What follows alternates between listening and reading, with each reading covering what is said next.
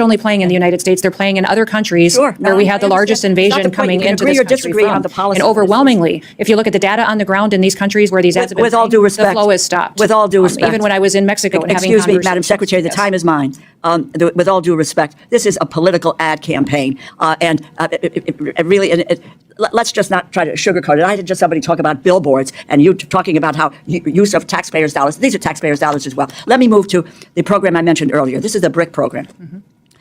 In early April, FEMA cut the Building Resilient Infrastructure and Communities program, claiming, and I quote, "Under Secretary Noem, DHS is eliminating waste, fraud, and abuse," end quote. When the committee staff A heated moment unfolded on Capitol Hill as Connecticut Congresswoman Rosa DeLauro delivered a blistering challenge to Homeland Security Secretary Kristi Noem, accusing the department of using taxpayer money to fund what she called a political advertising campaign disguised as border security messaging.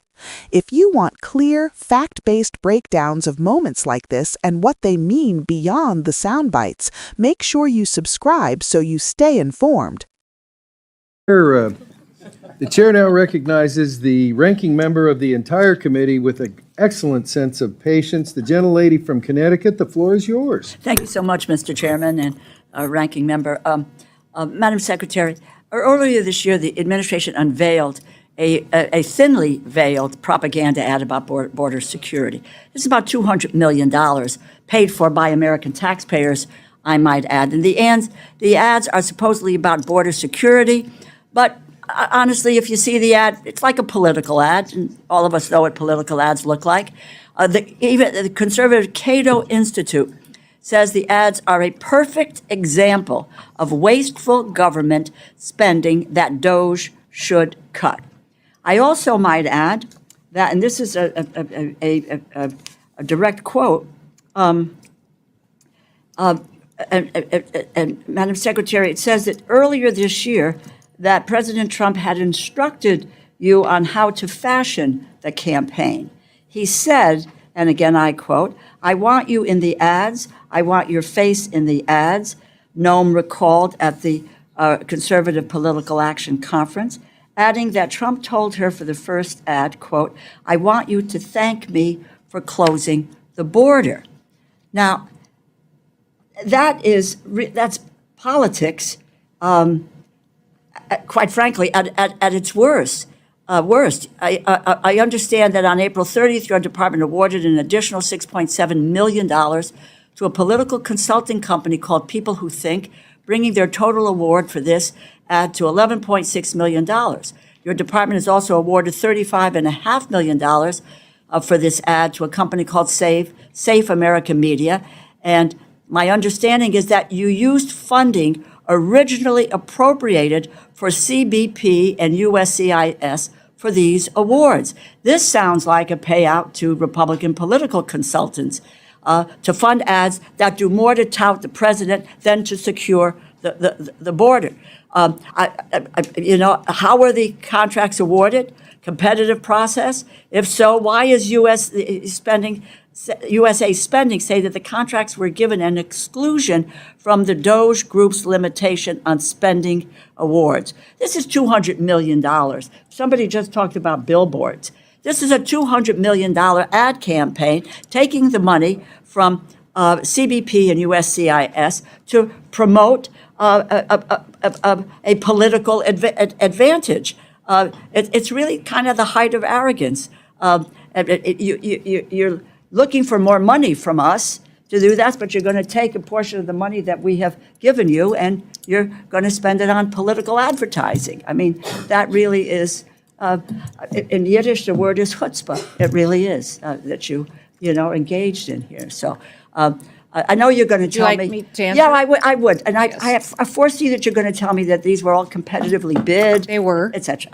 Done through the exact same process as any other ad campaign would be done, absolutely. And I would tell you that it's not $200 million and that President Trump was very clear from the very beginning that he recognized that the fake news in this country was not going to tell the truth of what the work had been done at the border to secure this country. And these ads aren't only playing in the United States, they're playing in other countries Sure. No, where we I had the understand. largest It's not the invasion point. coming You can into agree this or country disagree on from. the policy, And but it's- overwhelmingly, if you look at the data on the ground in these countries where these ads have been With all playing, due respect. the flow has stopped. With all due respect. Even when I was in Mexico and having Excuse me, Madam conversations. Secretary, the Yes. time is mine. With all due respect, this is a political ad campaign, and it really, let's just not try to sugarcoat it. I had just somebody talk about billboards, and you talking about how use of taxpayers' dollars. These are taxpayers' dollars as well. Let me move to the program I mentioned earlier. This is the BRIC program. In early April, FEMA cut the Building Resilient Infrastructure and Communities program, claiming, and I quote, "Under Secretary Noem, DHS is eliminating waste, fraud, and abuse," end quote. When the committee staff asked for evidence of waste, fraud, or abuse in this program, or the authority used to end the program, FEMA said that the due diligence for these projects can take a long time and failed to give examples that met GAO's definition of waste, fraud, or abuse. The legal authority you used to cancel most of these projects was also not provided. And I'm just going to make this flat-out statement. You do not have, nor does the president have, the legal authority to abrogate what the Appropriations Committee appropriates. It's the power of the purse. It's in the Constitution. And I think if I heard right in the last couple of days, the president wasn't sure that we should abide by the Constitution. But we tried to abide by the Constitution, those of us who raised our right hand and said we will abide by the Constitution. There is no legal authority, there is no inherent authority to claim the appropriations funds can be used for other than what they were appropriated for. I don't know that you can.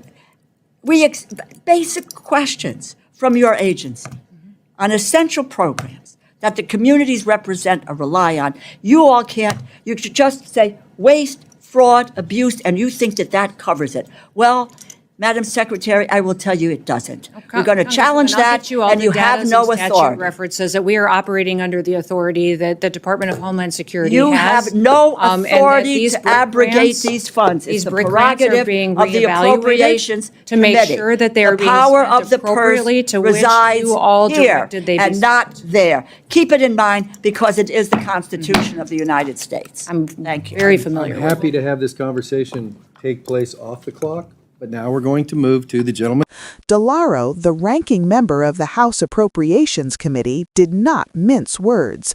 She pointed to a border advertising campaign that she said cost American taxpayers up to $200 million and argued that it looked and sounded far more like a campaign ad than a public safety announcement. According to DeLauro, the ads prominently feature Secretary Nielsen herself and praised the Trump administration for closing the border. She cited public remarks made by Nielsen at a political conference, where Nielsen recalled that President Trump personally instructed her to appear in the ads and to thank him on camera for border policy actions. DeLauro said that crossed a clear line from public information into political promotion. If this kind of oversight and accountability matters to you, subscribe now so you do not miss future coverage. DeLauro also pointed to criticism from across the ideological spectrum. Even the libertarian Cato Institute, she noted, labeled the ads as wasteful government spending that should be cut. That detail matters because it undercuts the idea that this criticism is purely partisan. She then laid out the money trail. DeLauro said the Department of Homeland Security awarded millions of dollars to political consulting firms to produce and distribute the ads. One firm received more than $11 million in total, another more than $35 million. She questioned whether these contracts were competitively bid and why they were exempted from spending restrictions imposed by a government cost-cutting initiative. More importantly, DeLauro said the funding for the ads appeared to come from money originally appropriated for Customs and Border Protection and U.S. Citizenship and Immigration Immigration Services. Those funds, she argued, were intended for enforcement operations and immigration processing, not for advertising campaigns that promote the president. This is where the constitutional issue came into focus. DeLauro reminded the room that Congress controls the power of the purse. She said neither DHS nor the president has the authority to redirect appropriated funds to purposes Congress did not approve. Secretary Nielsen pushed back, saying the ads were competitively bid and insisting the total cost was less than $200 million. She argued the campaign was necessary because, in her words, the media was not telling the truth about border enforcement.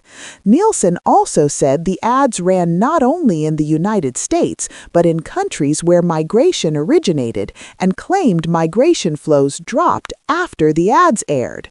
DeLauro was unconvinced. She bluntly called the campaign political advertising and urged the secretary not to sugarcoat it.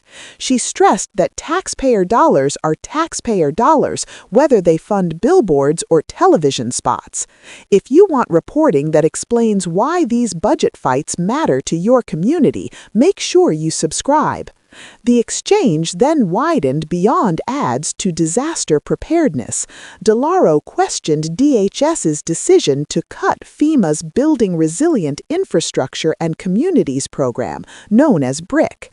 DHS had justified the cuts by citing waste, fraud, and abuse, but when committee staff asked FEMA for evidence, DeLauro said none was provided that met federal definitions of waste or fraud.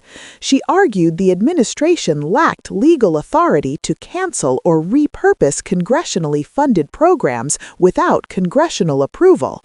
Again, she returned to the Constitution, emphasizing that appropriations decisions belong to Congress, not the executive branch. DeLauro warned that simply labeling programs as wasteful does not make it so and does not override the law. She made clear that Congress intends to challenge what it sees as an overreach of executive power. This exchange highlights a deeper conflict playing out in Washington. It is not only about border policy or advertising strategy. It is about who controls taxpayer money, where the line is between public information and political messaging, and whether constitutional limits are being respected.